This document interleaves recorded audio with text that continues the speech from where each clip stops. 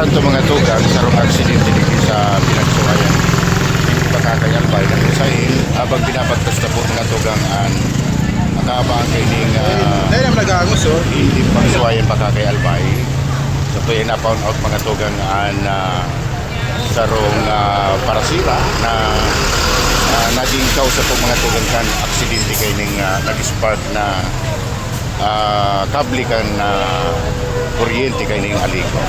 So ngunyan mga tugang sa tuyang aramon mga tugang ang buong detalye kan na pangyayaring ini sige sa pagsuwayan pagkakayan pa. Na gusto bago yaw kamo. Nagputol sa dyan, tapos putol na dyan, diretso na magsaksuhan. Pag magsakangwan, So anong pinuna kining kalayo? Napatod sa kable o ano?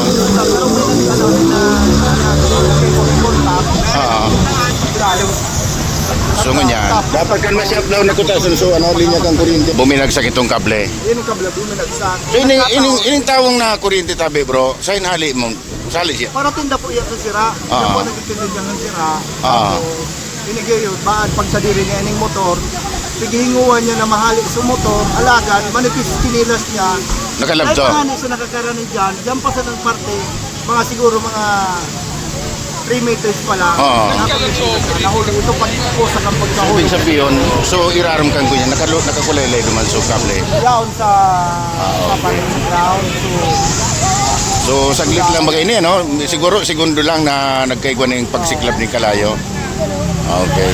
So yan mga tugang ang karagdagan tang nakunan tang date na impormasyon kay ning taga sa info ining taga sa info ining nagtitinda sa ki Kulang po araw ba taga baybay po yan.